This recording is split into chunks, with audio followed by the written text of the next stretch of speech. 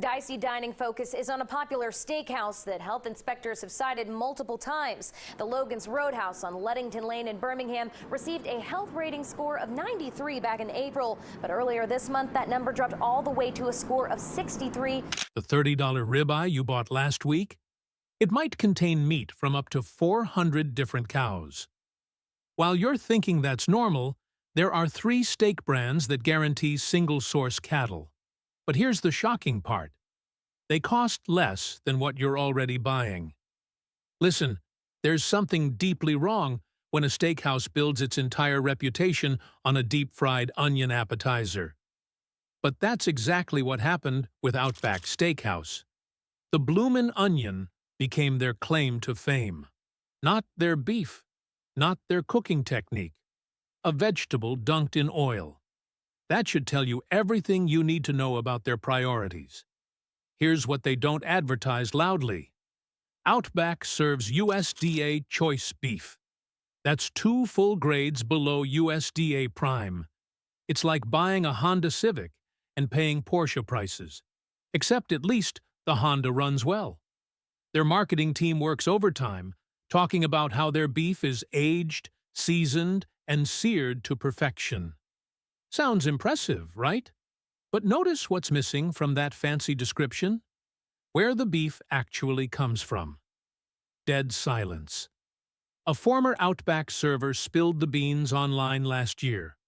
The chain knowingly uses lower-grade cuts, while keeping customers in the dark about quality.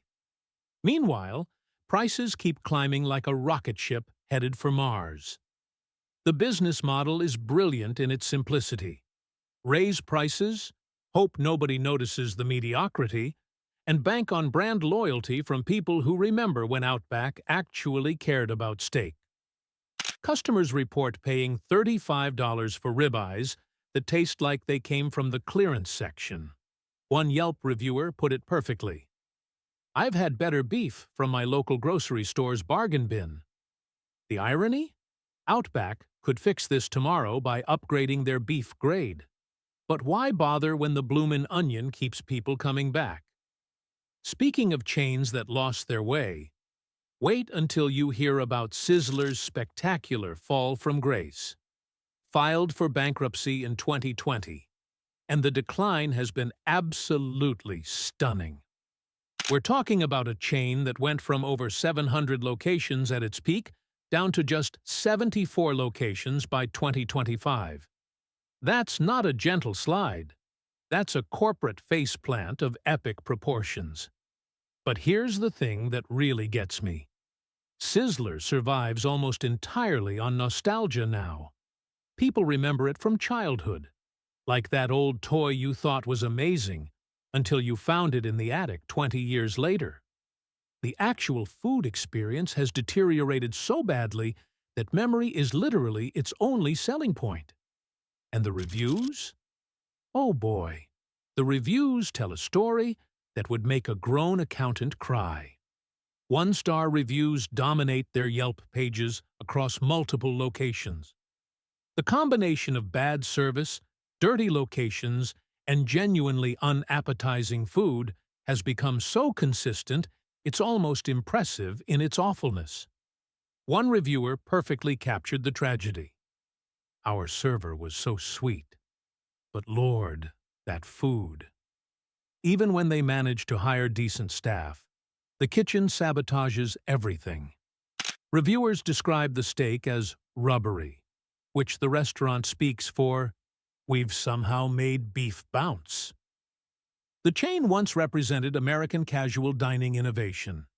Now it's become a cautionary tale of what happens when a restaurant decides to coast on past glory, instead of, making decent food. Their Black Angus beef option has been described as steak roulette.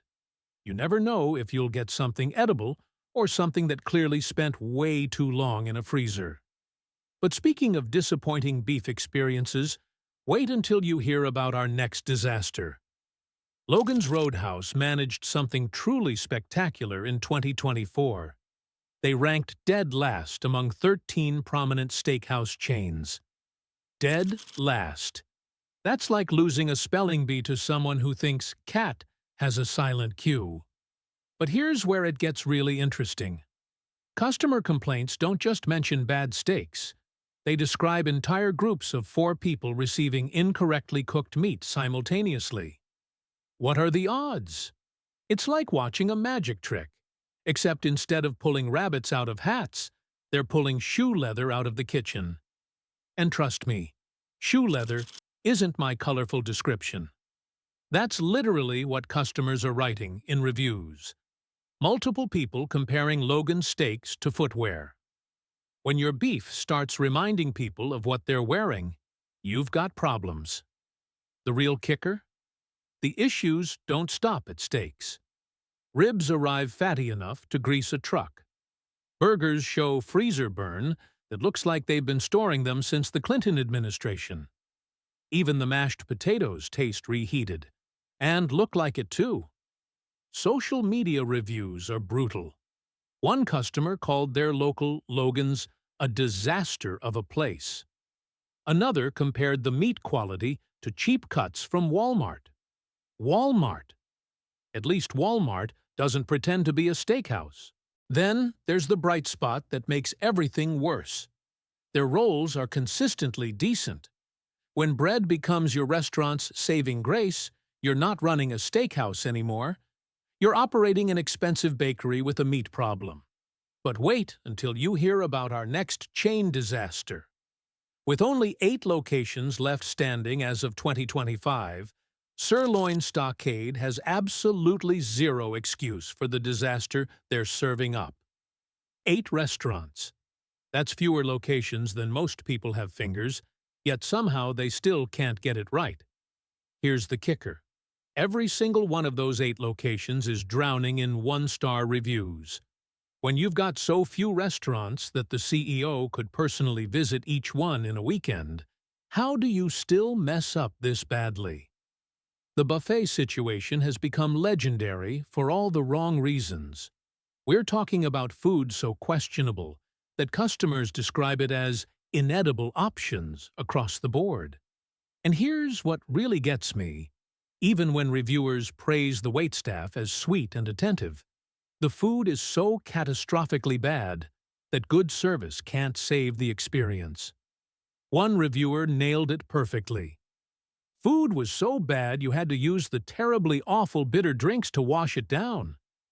That's not just bad food, folks. That's kitchen warfare against your taste buds. The most damning part? Longtime customers who remember the glory days describe today's Sirloin Stockade as a shadow of its former self. When your own loyal fans are jumping ship, you know you've hit rock bottom. But here's what's truly baffling. With only 8 locations, they should theoretically have perfect quality control. The fact that they don't suggests problems so deep that even a tiny footprint can't fix them. Speaking of chains that advertise premium beef, but deliver disappointment, Saltgrass Steakhouse loves to brag about their certified Angus beef. Makes sense, right? Angus cattle produce some of the best meat in America. But here's the thing nobody talks about. Having good beef on paper means absolutely nothing if you can't cook it properly. And boy, does Saltgrass struggle with execution. One Yelp reviewer put it perfectly. Do you want to wait 2 hours on a slow day to eat mediocre food and get food poisoning? If so, this is the place for you. 2 hours on a slow day. That's like waiting for your doctor longer than it takes to watch Titanic. The weird part is, their bread actually tastes pretty good. Fresh, warm, decent flavor. But when the bread becomes the highlight of your steakhouse experience, you've got serious problems. It's like going to see Frank Sinatra and leaving impressed by the guy who tuned the piano. Then there's the wait times. Even when the restaurant looks half empty, you'll sit there forever. What exactly are they doing back there? Hand-raising the cattle? Look, certified Angus beef should be their ace in the hole. These are premium cuts from quality cattle. Yet somehow, Saltgrass manages to turn this advantage into disappointment after disappointment. The untold truth about saltgrass? Set your expectations somewhere around gas station quality, and you might have a passable meal. Expect actual steakhouse standards, and you'll leave wondering why you didn't just drive to the grocery store instead. But saltgrass isn't even the biggest disappointment on this list. Claim Jumper's story reads like a cautionary tale your grandfather might tell about buying a used car from his brother-in-law. Once boasted 45 locations across the West Coast. Today, just 8 restaurants scattered across California, Nevada, Oregon, and Washington like survivors of a particularly brutal game of restaurant monopoly. The bankruptcy filing in the early 2010s wasn't just bad luck. It was the inevitable result of what economists call the triple threat of doom. Raising prices while simultaneously cutting portion sizes and letting food quality slide faster than your dentures into a glass of water. Here's the kicker, though. Even after bankruptcy supposedly taught them lessons about customer satisfaction, Claim Jumper still uses USDA prime cuts of beef. That's theoretically their secret weapon, right? Prime-grade beef should guarantee a decent steak experience. Well, apparently not. When you're working with the highest grade of beef available and customers are still complaining about mediocre meals, you've got problems that run deeper than ingredient selection. Makes sense, right? It's like having a Ferrari engine in a car with square wheels. The raw materials don't matter if everything else is broken. The sharp decline from 45 locations to 8 tells you everything about customer loyalty these days. People voted with their wallets, and Claim Jumper lost the election badly. But here's what nobody talks about. Some steakhouse chains actually figured out how to maintain quality while growing bigger, not smaller. The difference comes down to one crucial factor most restaurants completely ignore. Applebee's tries to convince you they serve real steak. They don't. What they serve is something that barely qualifies as beef. Their signature sirloin arrives at your table looking like it went through a paper shredder, thin, gray, and about as appetizing as cardboard. One customer perfectly described the texture. It had the chewing difficulty of shoe leather, but somehow less flavor. Makes sense, right? Because shoe leather doesn't pretend to be seasoned. Speaking of seasoning, Applebee's claims their beef is perfectly seasoned. Well, if by seasoned they mean it tastes like a chemistry experiment gone wrong, then mission accomplished. The strange chemical aftertaste suggests they either use the cheapest possible ingredients or their cooking method involves some seriously questionable practices. But here's the truly impressive part. And by impressive, I mean horrifying. Somehow, Applebee's manages to overcook their already thin steaks to the point where cutting through them becomes an upper body workout. It's like they murder the meat twice, once when they slice it paper thin, and again when they cook it into oblivion. The weird part is that people go to Applebee's with reasonable expectations. Nobody expects prime rib quality. They just want something edible that resembles steak. Yet Applebee's consistently fails to meet even those modest standards. For a chain trying to offer budget-friendly steak options, they've created the opposite of value.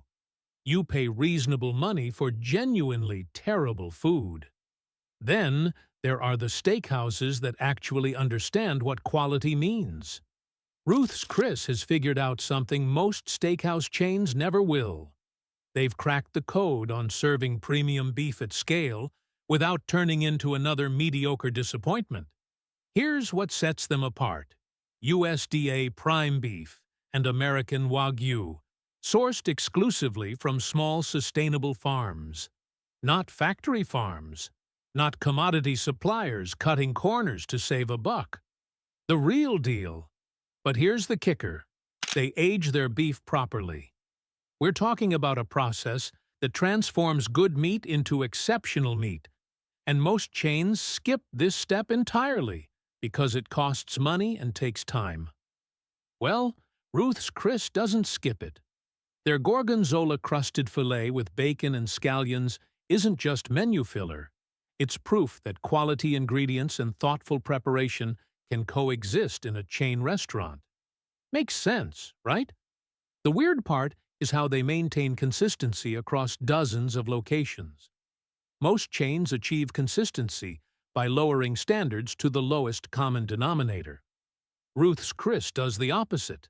They raise every location to meet their highest standards. And older diners especially appreciate this approach. No pretentious nonsense, no hidden compromises, just excellent steak prepared the way it should be, every single time you walk through their doors. This is what happens when a steakhouse refuses to sacrifice quality for profit margins. They've proven that scale doesn't have to mean settling for less. But if you think Ruth's Chris is impressive, wait until you see what happens when a steakhouse decides to stay small and focus on absolute perfection instead. With just over 10 locations scattered across the U.S. and abroad, Smith & Wollensky took a completely different approach than every other steakhouse chain.